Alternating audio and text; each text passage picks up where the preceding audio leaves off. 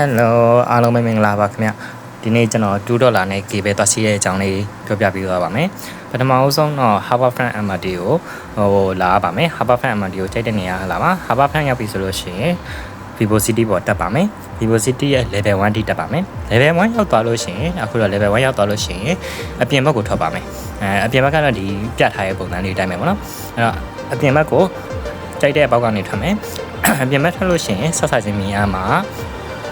စန်ဒိုဇာကိုနှိုင်းမြင်ရမယ်ပေါ့နော်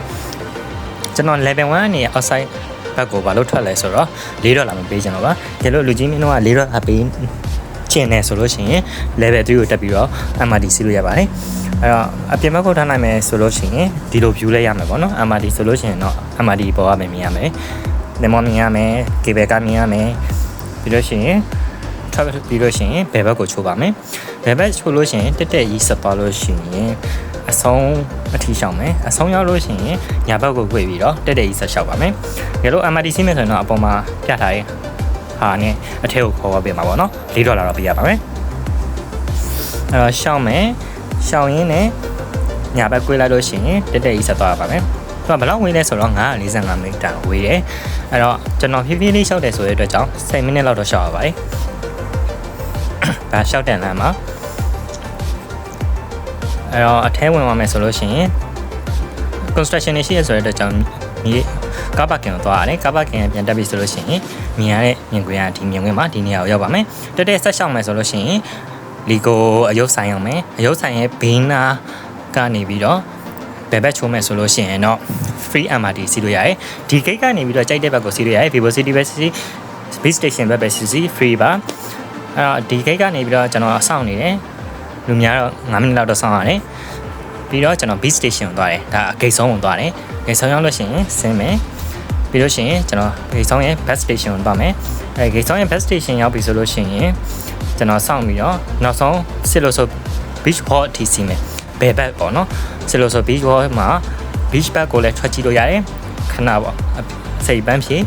ထွက်ကြည့်ပြီးရတယ်ကျွန်တော်အဲရောက်တဲ့နေရာရဲ့နောက်မှာပဲticket station ရှိတယ်ဒါတော့ ticket counter ပါနော် ticket counter မှာ web permit ပြလိုက်တာနဲ့$2နဲ့စီးလို့ရပါမယ်ဒါတော့စစီးရနေရပါ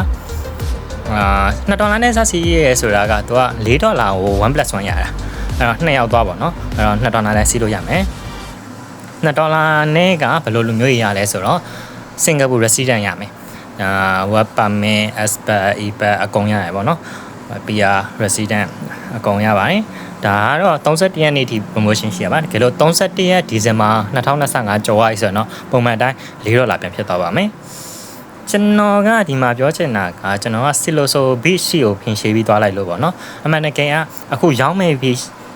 MPS Beach ကနေစီးမယ်ဆိုလို့ရှိရင်သူက round trip ရရဆိုတဲ့ကြောင့်အကြာကြီးစီးရပါတယ်အဲ့တော့လူချင်းမင်းတို့သွားမယ်ဆိုလို့ရှိရင် Siloso မသွားပါနဲ့ MPS ကိုသွားပြီးတော့ဝယ်ပြီးတော့စီးလို့ရှိရင်တပတ်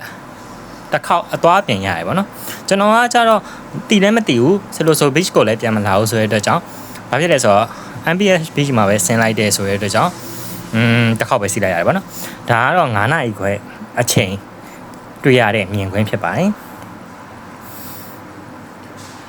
ဒီဂျားထဲမှာ station တစ်ခုတော့ဝင်သေးတယ်အဲ့ဒါဘာ station လဲတော့မသိဘူးကျွန်တော်တော့မဆင်းခဲ့ဘူးပြီးတော့မှဆက်သွားတယ်ဆက်သွားတော့အပေါ်ကနေစန်ဒိုဇာကိုမြင်ရရင်မြင်မယ်ပေါ့နော်ဒါတော့ကျွန်တော်စန်ဒိုဇာမှာပထမဆုံးစီးပြတဲ့အတွေ့အကြုံလေးပါဒီ beach ကတော့8 station ရောက်သွားပါနော်လူကြီးမင်းတို့က8 station ကစစီပါအကြံပေးပါတယ်ပြီးတော့ကျွန်တော်ပြန်သွားတယ်ဒါကတော့ Vivo City အပေါ်သွားကြည့်ရဲအမှန်တကယ်ကအဲ့ပေါ်ကအဲ့ရဖြတ်တဲ့ဟာကထင်လို့သွားစီရပါတော့နော်အမှန်တကယ်အဲ့ရဖြတ်တဲ့ဟာဈေးကြီးရယ်အဆောင်လေးကြည့်ပြီးတော့ကျေးဇူးတင်ပါတယ်ခင်ဗျ